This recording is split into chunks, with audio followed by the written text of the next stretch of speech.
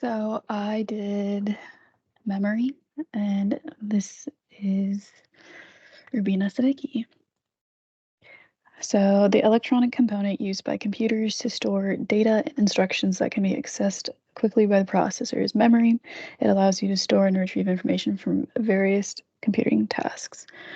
Memory management is a critical aspect of operating systems that directly impact system performance, reliability, and security.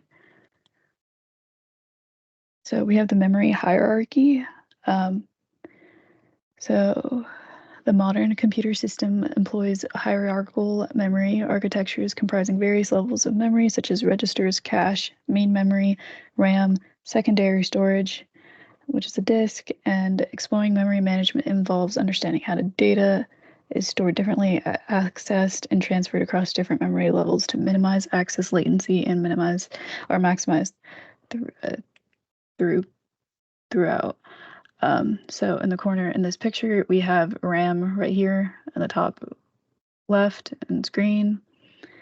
And then we have what it would look like inside of a computer connected. And then we got an SSD, we got a USB flash drive, an SD card, and a CD-ROM disk. And then we got the memory hierarchy design with all the levels and how it looks. So we start from the top, and it's CPU registers. And then we got cache memory, we got main memory, and then we got magnetic disk, which is disk storage. And then we got optical disks, which is regular like CD-ROMs, and then we got magnetic tapes, which is like old school. All right, so we have performance optimization.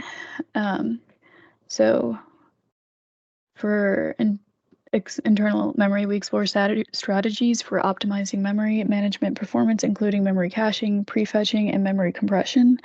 So for memory caching, we have what involves storing frequently accessed data in a faster, closer to the CPU cache memory, and it reduces the need to access slower main memory, which is RAM, or the secondary storage disk. And then we have prefetching, which anticipates future memory access patterns and proactively loads data into memory before it can actually be requested, reducing memory access latency and improving data availability. And then we have memory compression, which reduces memory usage by compressing data in memory, allowing more data to fit within available memory capacities and reduce the need for swapping to slower secondary storage.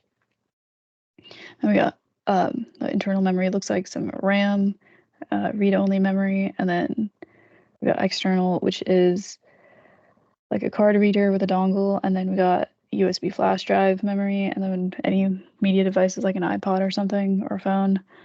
And then external optical drive would be like an SSD or a zip drive. We also have a zip drive in the corner. And then we have memory protection. Memory management includes enforcing memory protection mechanisms to prevent unauthorized access to memory regions and ensure data integrity and system security.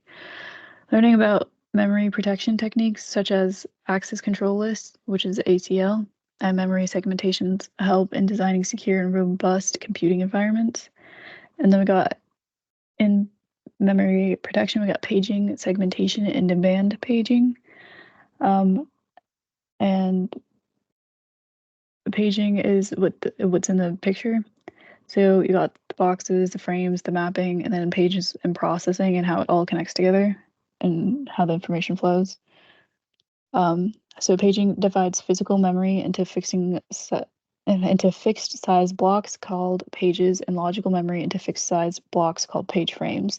It allows the operating systems to manage memories in similar and smaller, more manageable units, simplifying memory allocation and addressing.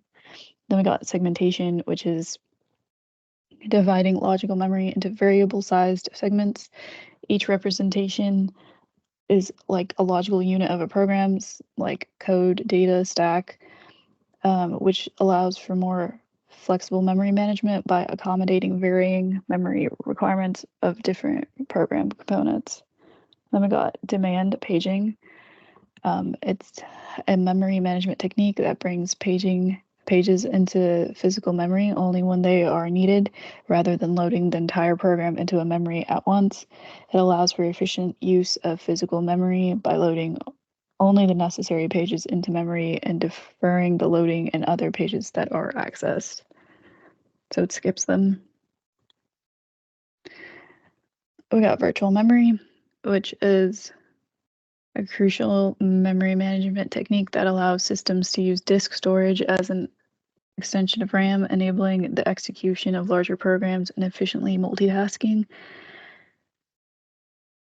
This would be like a virtual machine and how you can access it, a bigger computer, but you would still have that memory to do it, but you're using a virtual machine on your smaller computer.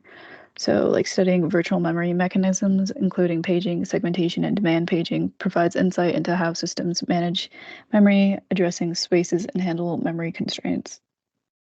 So, this is in the image, it's showing how you can, like, how your memory on your computer can be accessed through another computer.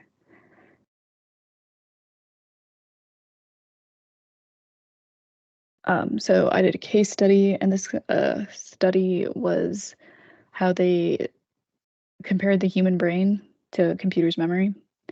And this one compared it to processing speeds and times to think of something in a person's head. This quote shows the processing times it takes for a human brain to think of an image versus what a computer can do in way less time. Processing, even through the brain, can encode terabytes of information. Humans are in practice very limited in the amount of information we can process. In this classical article, Miller showed how our minds could only hold about 7 to 2 concepts in our head and our working memory. More generally, the 3 essential bottlenecks were shown to limit information processing to the brain.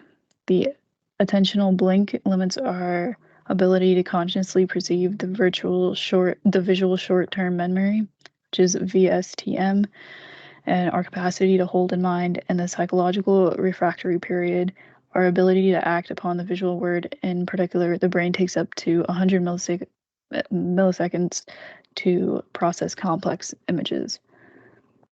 So this case study was interesting because you would think like it would take a computer more time to think of it, like think of images and stuff, but our brains, like the computers need to be matched to our brains so it doesn't like overload us. It would be like flashing images on a screen and you just can't understand what's happening, and your brain is not going to take into account what's happening. So that's why I put like a USB right here, because if you put a USB into a computer and it can't read it, then what's the point? And then, so I tried to tie this into artificial intelligence and memory.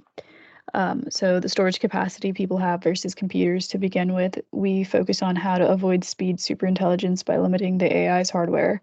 For instance, its maximum number of operations per second can be bounded by the maximum number of operations a human does. Similarly, by limiting its RAM or anything that can be processed as working memory, we limit its processing power to process information at a rate similar to humans. And that was Tarazi from the same thing, the same journal.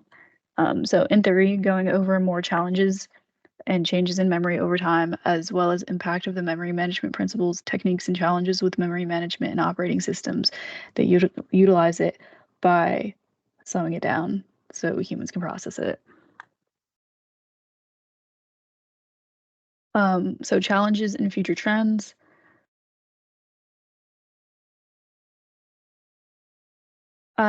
So we have challenges in memory management, which is known.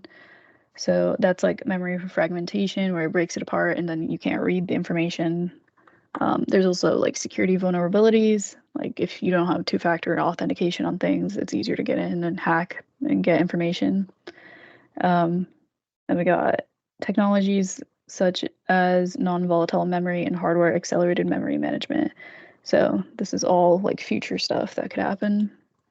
And in conclusion, um, This presentation on memory management serves as a guide to understanding the principles, techniques, and challenges associated with managing memory and operating systems. And then another computer memory and how it's